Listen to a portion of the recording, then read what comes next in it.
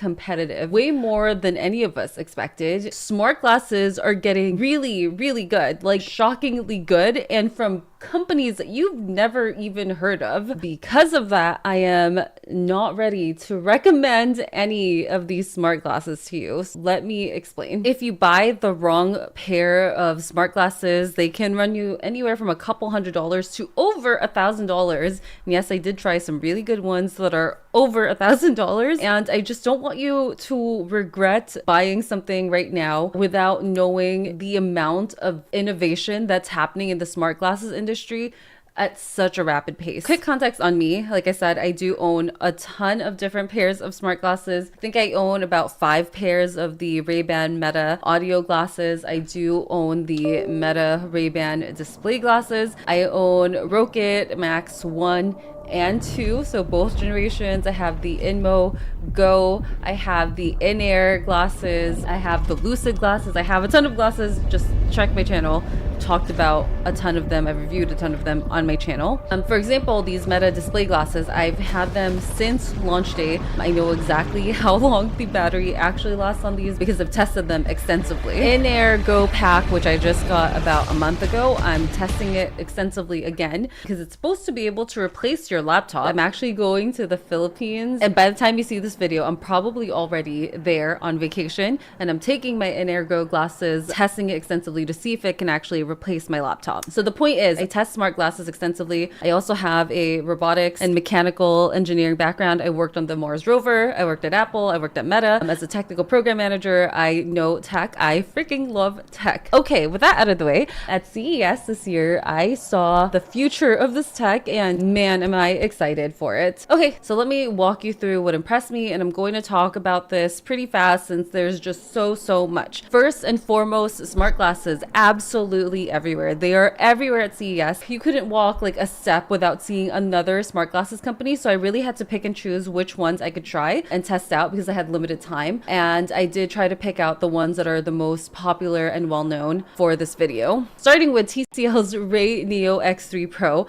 This was one of the most impressive demos that I tried. They have dual displays, so displays in full color in both glasses, and they were similar to the Meta Ray-Ban displays, where the display is built into the lenses somehow, versus a bird bath display, which is what the Rocket is, where they're a bit on the thicker side on the lenses and don't look as natural. Having the displays in both eyes was 7 different brands of smart glasses, at least. I haven't counted in a while, and there's several of them that I use almost on a daily basis. I just spent a week at CES, which is the largest consumer electronics show in the world, and I tried as many smart glasses as I could get my hands on. Here's what I learned.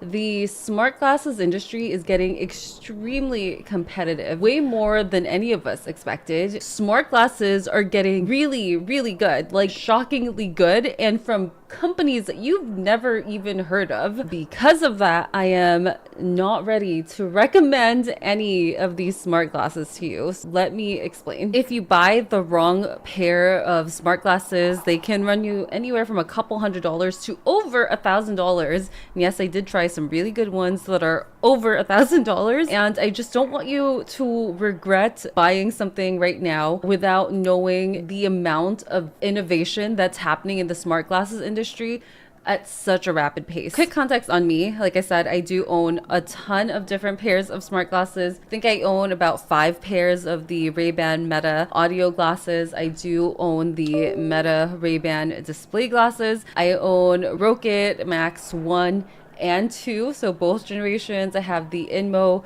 Go, I have the in-air glasses, I have the Lucid glasses, I have a ton of glasses. Just check my channel.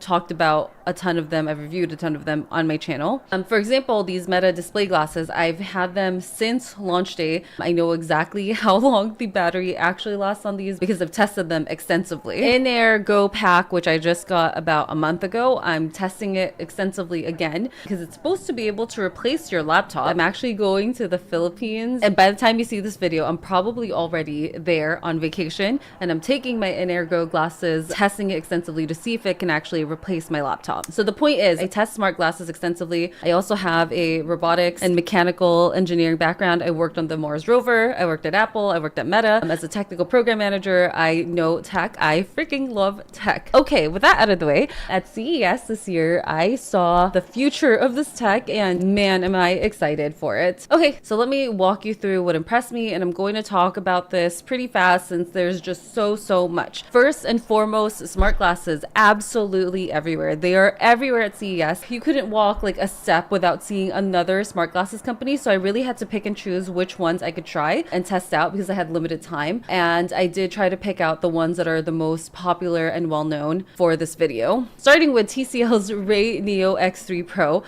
This was one of the most impressive demos that I tried. They have dual displays, so displays in full color in both glasses, and they were similar to the Meta Ray-Ban displays, where the display is built into the lenses somehow, versus a bird bath display, which is what the Rocket is, where they're a bit on the thicker side on the lenses and don't look as natural. Having the displays in both eyes was way more comfortable than having the display just in one eye, like on the Meta Ray-Ban displays. It has navigation, translations, notification. You control it by using the side of the glasses, and you can also use your phone to control the glasses. Interesting thing is it can actually record the footage that you're seeing in your glasses, and it uses the camera to overlay it over what you're seeing. So you can easily show people what the experience is like, versus right now on the display glasses, you cannot do that. But here's the catch. The price of these glasses is around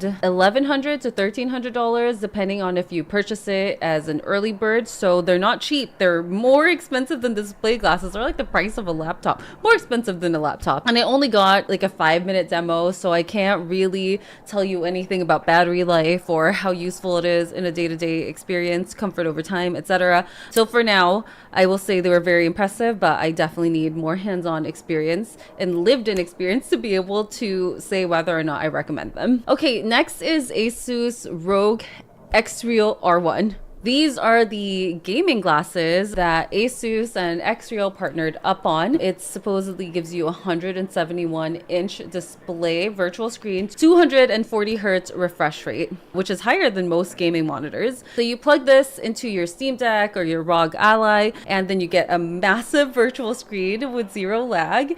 And I did get to demo this. It was so beautiful. Oh my gosh, those glasses have like vibrant colors, such a wide display. I really enjoyed my demo of this. I only got to try it for about like 5 minutes, but they definitely make portable gaming so much better. Oh, it was lovely. Since I didn't get to try it for a long time, I don't know how comfortable they are over a long period of time. I would really need to test this extensively once I get my hands on them. And I don't know if the battery holds up over time. I just need more time with them. The next one is Dream. So Dream has these AI health smart glasses, which are modular. I actually didn't spend too much time on this. This is probably the one that I spent the least amount of time with. I didn't even look too closely at the apps or whatever that's in it. But the fascinating thing about these is that they're modular. So Dream, which is a company that makes robot vacuums and now actually a ton of other smart home gadgets, that was super cool to see, are now making modular smart glasses. They're the only ones that I've seen doing this. So you can have your base AI glasses, so think like Ray-Ban Meta, just audio based glasses, and then you can magnetically clip a display onto it, and then it turns into a display glasses, which was really cool. Now they don't look pretty when they have the displays attached onto the AI glasses, but the concept was very interesting. I think this idea is fascinating because now you only have one pair of glasses, and then you can just pop on the display when you need it, and then like it's so tiny and compact, the display, then you could just pop it off and maybe store it somewhere if you're not really wanting to use a display. I find it to be a very fascinating piece of smart glasses technology, and I wonder if other companies are going to adopt this same concept now that it is out there in the world. All right, on to the next pair. Even Reality's G2 glasses. Got to demo these at CES. So if you want glasses that look completely normal, I would say that Even Realities is the most sleek in terms of like how tiny it is compared to any of the other smart glasses. It also does not have a camera, and the display on it is just green, so it's not in full color or anything. But what I found fascinating about these is they were so practical. Like, they were actually really exactly what you would need in smart glasses if you weren't trying to be extra and have full color. So it had teleprompter, it had translation, all which worked super fast, and you can see your messages. You can actually even have a feed in the glasses that show you like news, or you can customize it based on whatever information you want to be able to see easily. And the controls, instead of the controls being on the side of the glasses like all the other ones, the side of the glasses are actually really thin, and the controls are like the back of it is a little bit thicker, and that's where the controls are. So you're kind of like touching the back of your ear to control the glasses. The other interesting thing about Even Realities, which is why I was so eager to make sure I got a demo at CES, is that they are the only company that I know at this moment that are making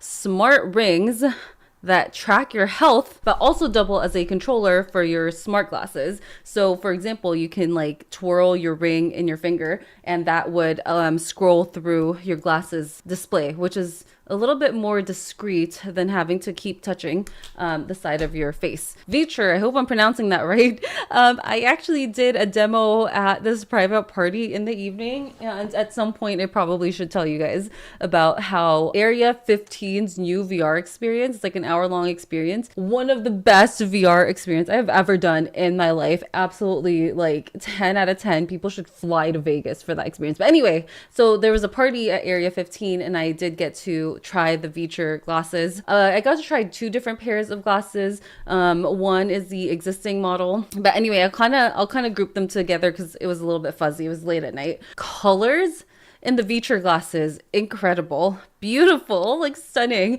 And then it also has the auto 3D spatializing feature, and that just looks so good as well. They also have glasses that is full 6 DoF, not just 3 DoF. So 3 DoF means that the display usually just stays right in front of you like this. It's like stuck to your face. 6 DoF, which means 6 degrees of freedom, means that if the display is here, you can walk around it and it will stay in place. So they did have 6 DoF glasses as well. And then, interestingly, they also have hand tracking in their glasses.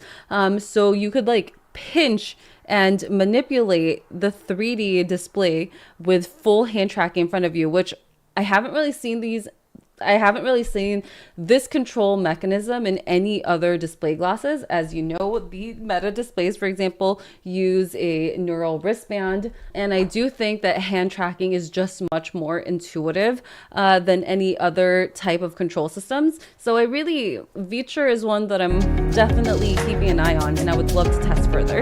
On to Rokid. Rokid has several pairs of glasses. As you know, I have their AR Spatial 2, which is their glasses paired with the puck. So this is what I use for watching movies, especially while laying down in bed. Anyway, the other glasses that I got to try at CES from Rokid, one was in AI glasses similar to the Ray-Ban Meta glasses, where it's just audio only. And I did test this out. Those AI glasses from Rokid does take photos and videos in horizontal mode. So I did test that out, which was amazing. I know a lot of you, like me, really want horizontal footage in our glasses. And then Rokid also has their own display glasses that they're working on. So these display glasses, similar to the Even Realities glasses, only has green text, not full color, but they are in both eyes. And again, I did try the translation, it worked flawlessly. I even got to scan a QR code to pay for my coffee with the glasses. I think this is more of a thing in China than in the US, but that was really cool. And the glasses were just very practical. Rokid has a ton of, like 3 different types of glasses so far that I know of, probably more, that they're working on, and they all seemed pretty good. I didn't have any complaints during the demo that I tried. So I hope by now you're starting to get an understanding of why I can't recommend any smart glasses at this moment. Hopefully you're seeing the pattern. Everything I tried at CES actually really impressed me. They were all great. I don't have any complaints right now, at least not in my 5 or 10 minute demo that I did with these smart glasses. We have so many different types of smart glasses. We have gaming glasses with really insane refresh rate. We have AR glasses, full color with dual displays. We have modular smart glasses that turn from smart AI glasses to full display glasses, glasses that look completely normal. Like, the innovation on smart glasses at CES is actually so impressive. And it's real. Like, I tested them and they work and they feel great. So here's the problem. I cannot tell you to go spend, I don't know, $400 to $1,300 on any of these based on my very short demo of them at CES. For example, I do own the Meta Ray-Ban display glasses. I own them. I love the concept, but the battery for me dies pretty fast. I know that they finally released like the handwriting feature, which I was waiting on for so long, but that feature did not get pushed to my glasses, sadly, so I don't have access to it yet. But the point being, like, I love them in theory once I got them and tried to use them on a daily basis. There are obviously hiccups that I have with them.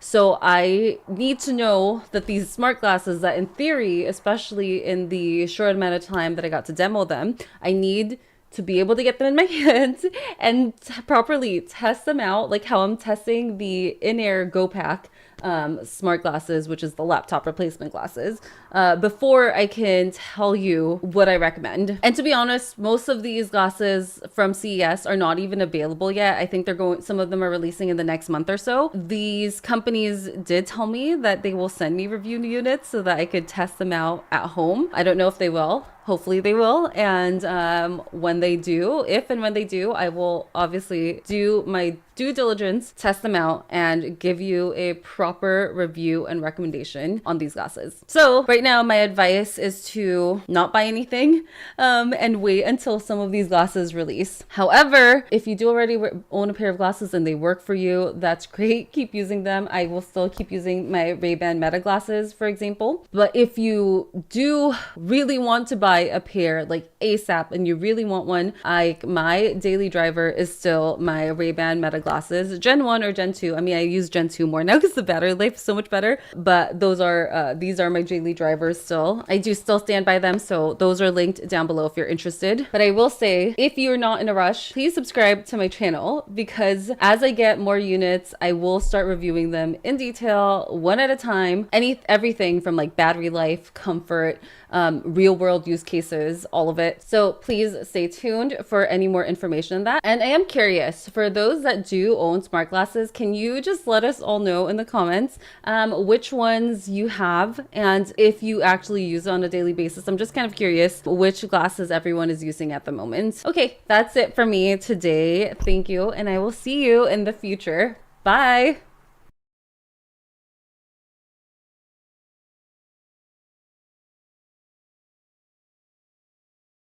Yo, what is going on, guys? Fortunate here. Welcome back to the channel. In today's video, we are only using 3-round burst weapons in Modern Warfare 2. Unfortunately, there aren't many, but we're gonna mess around with different attachments and we're gonna try and get a nuke with all of them. We got the M16, we have the FAMAS, and outside of that, we just have the M93 Rafka. So this challenge will consist of 3 different weapons and a bunch of different attachments, but also a bunch of different kill streaks. Let's have some fun. If you guys do enjoy, drop a like, subscribe if you guys are brand new. Without further ado, let's get right into it. Damn, wait, I actually don't think I've used the M16 without a camo in so long. It actually looks really clean, like blacked out. Like, this looks dope. Anyways, and the Rafka on the back end with the silencer matching. You know, silencer, we're good here, man. I got Stealth Bomber back on for Wasteland because I'm expecting nothing short of 5 kills. Like, 5 kills would be great, but I'd prefer 6, obviously, but 5 would be nice. Hold on, I just saw him behind this car. Oh, that's not a car. What is that, a tank? Yeah, a blown up tank. Whatever. Same thing at this point. Did I see another one? I did.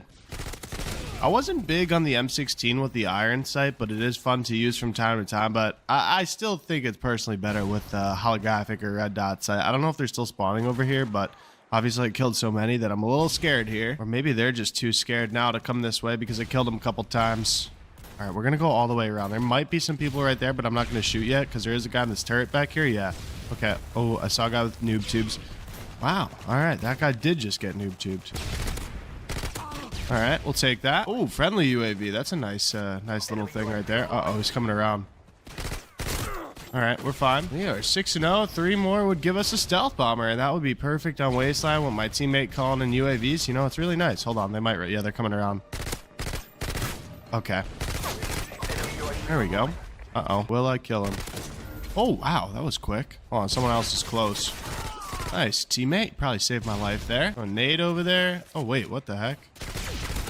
There we go. All right, we're back on a kill streak. Doesn't take that long. They lost their whole team. Great. Yeah, I'm not even going to bother with that way. That guy's got a weird line with the sniper, and I can't even see him, so they're not rushing out. They're just kind of sitting back here, which kind of sucks. I just don't want to push this angle with that sniper over there, you know?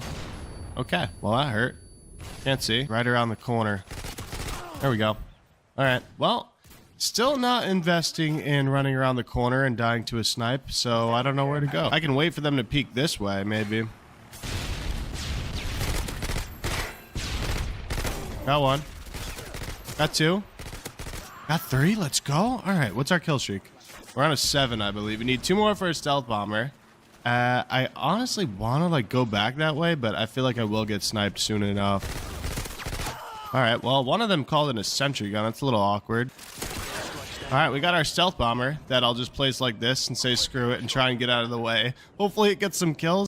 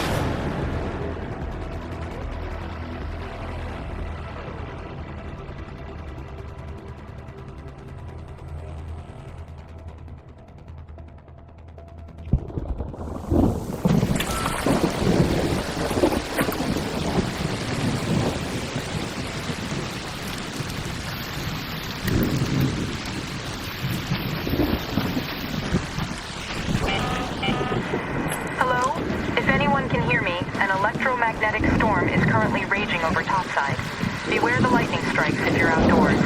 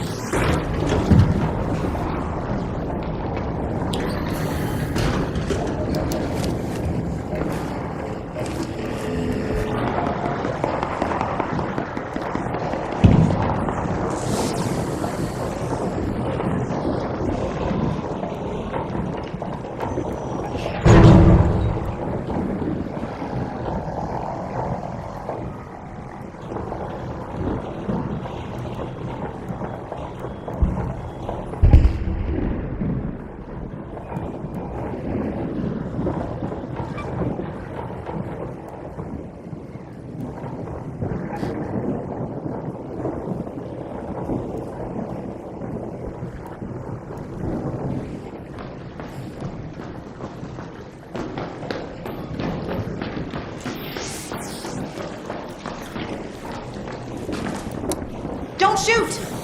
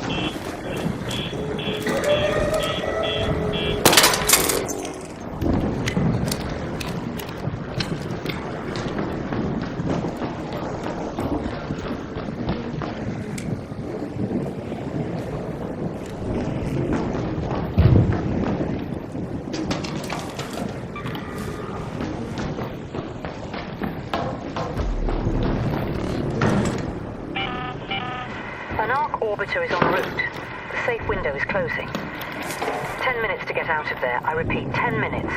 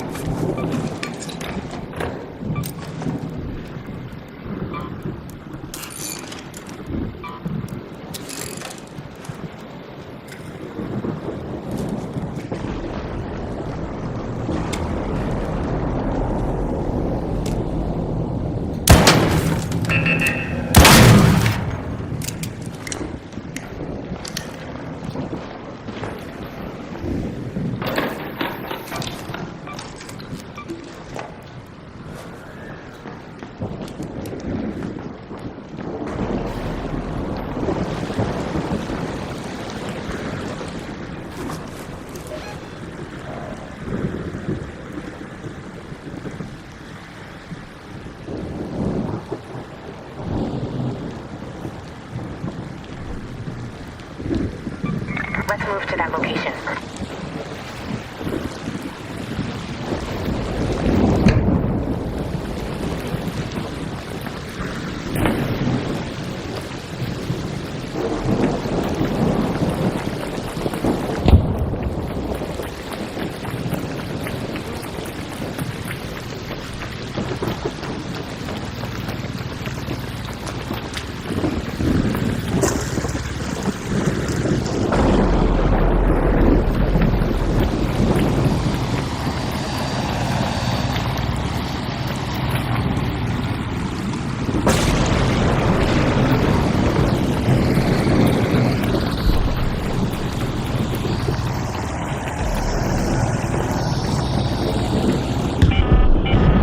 All raiders, we have Ark on screen. 5 minutes left. Go find a way home. I repeat, 5 minutes.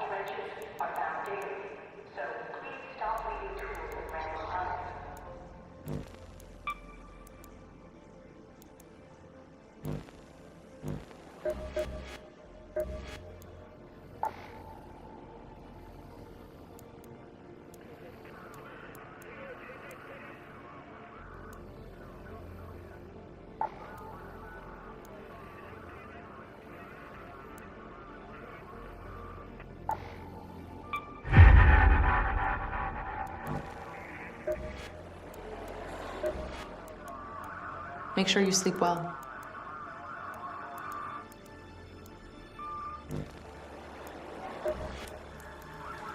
Don't make any strange movements by the slingshots, all right? You can recycle loot while topside, or build a more efficient recycler in your workshop.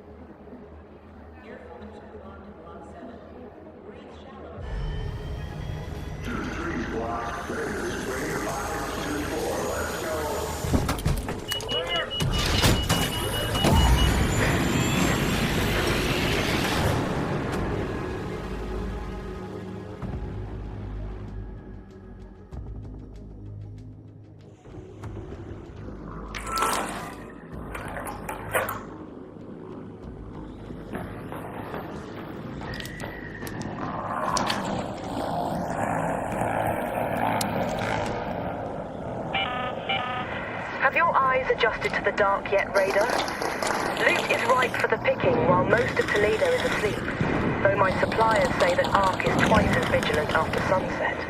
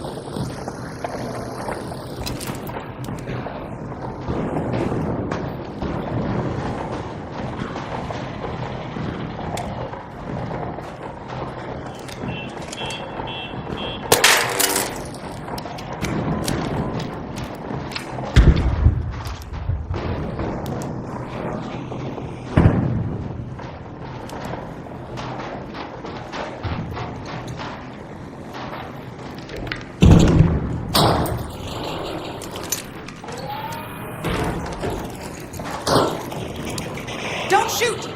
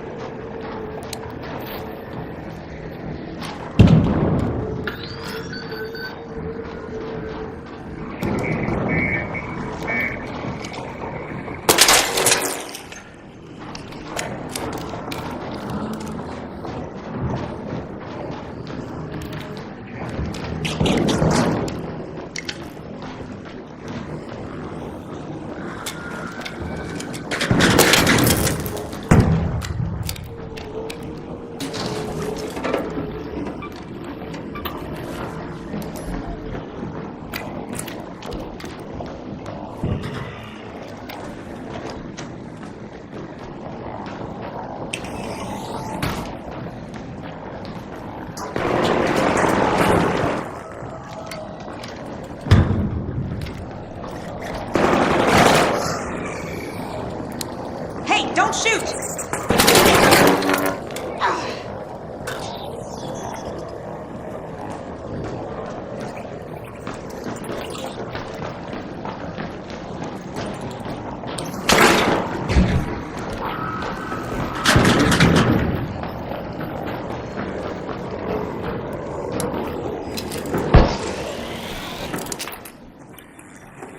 Appreciate it.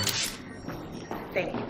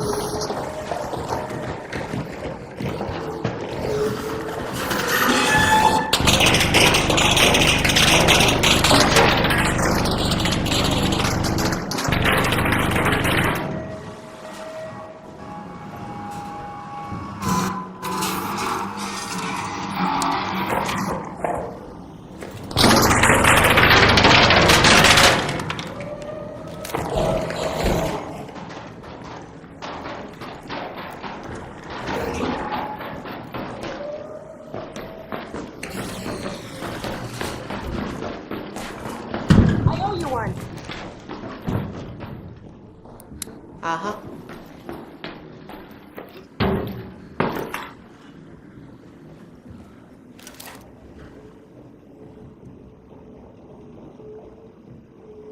Thanks.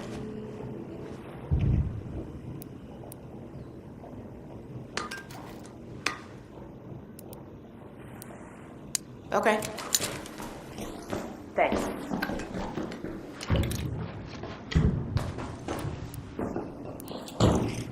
Want to go together? Okay.